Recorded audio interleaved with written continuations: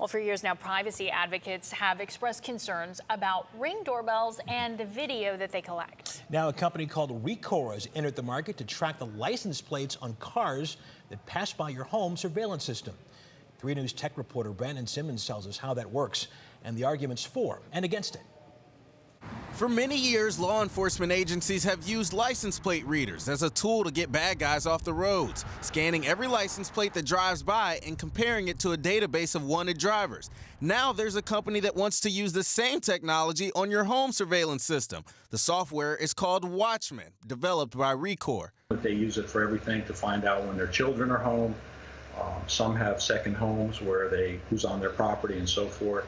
The technology promises to make your life more convenient, sending alerts to your phone and even allowing your cameras to interact with your smart home. But Rekor's close ties to law enforcement agencies presents concerns over privacy too.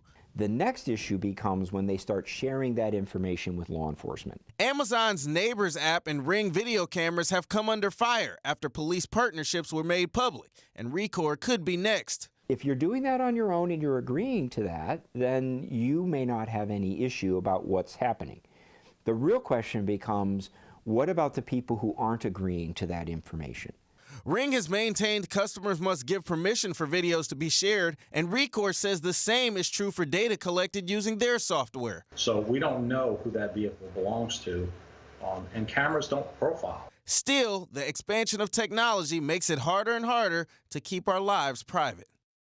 Now, aside from this, there are some really cool ways that license plate reader technology can be used. It can get you into a parking garage that you pay a monthly fee for. Toll roads wouldn't need those easy passes mounted in your window. And some fast food restaurants are actually testing the technology to find out how often customers visit and can offer you rewards based on that. So technology is a good thing, but of course, a lot of people are still worried about Big Brother, Russ. Yeah, exactly. Either real convenient or somebody's always watching it.